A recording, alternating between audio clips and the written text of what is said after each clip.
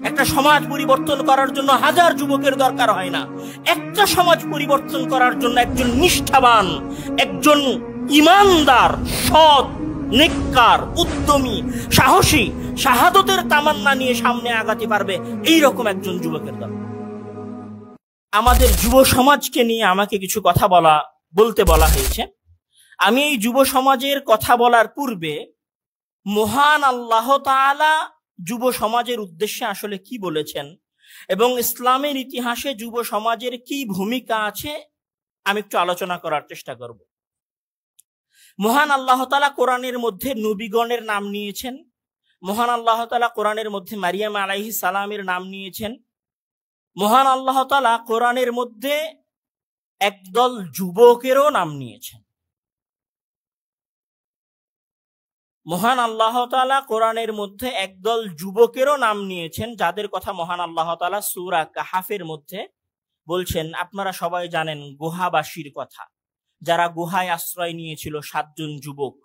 তো তাদেরকে উদ্দেশ্য করে মহান আল্লাহ তাআলা বলছেন যে ইন্নাহুম ফিতিয়াতুন আমানু বিরাব্বিহিম ওয়াজিদনাহুম হুদা وربطنا على قلوبهم إذ قاموا فقالوا ربنا رب السماوات والأرض لن ندعو من دونه إلها لقد قلنا إذا شططا।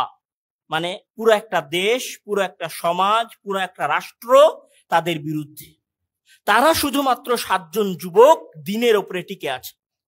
তাদের অবস্থা এত করুণ, এত অসহায়ত্বের যে তাদের সমাজে তো জায়গা হয়নি, বাবা মায়ের ঘরে তো জায়গা হয়নি, কোনো বন জঙ্গলেও জায়গা হয়নি। শেষ পর্যন্ত তাদেরকে আশ্রয় নিতে হয়েছিল পাহাড়ের গুহায়।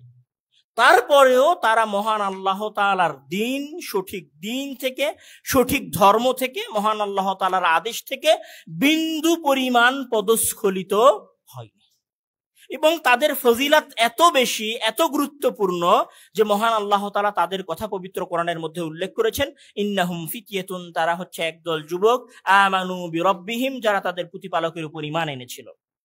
যুবকদের আরো একটা কথা মহান আল্লাহ তাআলা পবিত্র কোরআনের মধ্যে বলেছেন।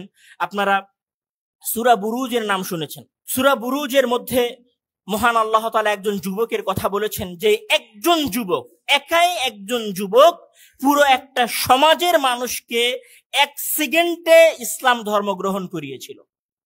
একজন যুবকের কথা মহান আল্লাহ তাআলা বলেছেন। তার ঘটনা ইমাম মুসলিম রাহিমাহুল্লাহ তার সহিহ মুসলিমের মধ্যে পূর্ণরূপে উল্লেখ করেছেন, যেটাকে বলা হয় বর্তমান সৌদি আরবের পাশের এলাকা ইয়ামেনের ঘটনা। এখানে একজন যুবক ছিল, যেই যুবক একজন লোকের কাছে, আমি সংক্ষিপ্তভাবে বলছি, একজন যুবক ছিল যেই যুবক একজন লোকের কাছে দ্বীনের জ্ঞান অর্জন করে। দ্বীনের জ্ঞান অর্জন করার পরে সে আরো কিছু মানুষের মাঝে দ্বীনের প্রচার করে। এইটা তৎকালীন বাদশাহ জানতে পারে যে এখানে কিছু মানুষ আছে যারা আমাকে রব না মেনে আরেকজনকে রব মানছে।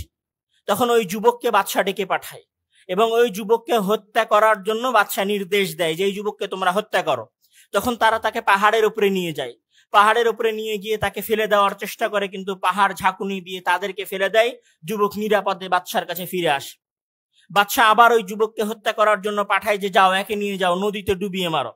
নদীতে নিয়ে যাওয়া হয়, বাদশার লোকগুলো নদীতে ডুবে যায়, সে আবার ফিরে আসে। বাদশাহ আবার তাকে দেখে বলে, কি ব্যাপার, তোমাকে আমি পাহাড় থেকে ফেলে হত্যা করার চেষ্টা করেছি, তুমি তো মারা গেলে না। নদীতে হত্যা করার চেষ্টা করলাম, তুমি তো মারা গেলে না। তখন ছেলেটা বলছে, না, তুমি আমাকে এইভাবে মারতে পারবা না যতক্ষণ না আমি নিজে চাইবো। তুমি যদি আমাকে মারতে চাও তাহলে আমাকে একটা মাঠের মধ্যে নিয়ে যাও এবং সমাজের সকল মানুষকে একত্রিত করো এবং আমাকে খেজুর গাছের সাথে ঝুলাও। সরাসরি বুখারী মুসলিম শরীফের হাদিসে এসেছে। বাদশাহ তার সকল মানুষদেরকে, সাধারণ জনগণকে একত্রিত করলো। ওই ছেলেকে খেজুর গাছের সাথে ঝুলানো হলো। তারপর ওই ছেলে বলল যে যখন আমাকে ঝুলানো হবে তখন তুমি আমার দিকে তীর নিক্ষেপ করবা এবং তীর নিক্ষেপ করার সময় বলবা যে বিসমিল্লাহি রব্বিল গোলাম। তীর নিক্ষেপ করবা এই কথা বলে যে বিসমিল্লাহি রব্বিল গোলাম, মানে আল্লাহর নামে শুরু করছি যিনি এই গোলামের প্রতিপালক। এই কথা বলে তুমি আমার দিকে তীর নিক্ষেপ করবা, তাহলে আমি মারা যাব। বাদশাহ তাই করলেন, সকল মানুষকে জমা করলেন, খেজুর গাছের সাথে যাকে ঝুলানো হলো। বাদশাহ তীর নিক্ষেপ করলেন বিসমিল্লাহি রব্বিল গোলাম বলে। যখন এই বাক্য উচ্চারিত করে ওই সন্তানকে হত্যা করা হলো, ওই যুবককে হত্যা করা হলো, তখন ওই যুবকের নিহত হওয়া, শাহাদত বরণের সাথে সাথে জমায়েত হওয়া সকল মানুষ সমস্বরে বলে উঠলো, আমান্না বিরব্বি হাদাল গোলাম, আমরা এতক্ষণ মুশরিক ছিলাম, আমরা এতক্ষণ কাফের ছিলাম, এখন আমরা এই যুবকের প্রতিপালকের উপরে ঈমান আনলাম। একজন যুবক মারা গেল, জীবন দিয়ে দিল, কিন্তু তার জীবনের বিনিময়ে পুরো একটা সমাজ ঈমান এনে ফেললো। কেমন ঈমান? সেই ঈমানটা আবার দুর্বল ঈমান নয়। ওই জমায়েত হওয়া মানুষদের মাঝে বাদশাহ গর্ত খনন করার আদেশ দিলেন। সেই গর্তকে কি করলেন? আগুন দিয়ে জ্বালালেন, পূর্ণ করলেন এবং তাদেরকে উদ্দেশ্য করে বললেন, তোমরা যদি ঈমান থেকে না ফিরে আসো তাহলে আমি তোমাদেরকে এই খন্দকের মধ্যে, এই গর্তের মধ্যে নিক্ষেপ করব।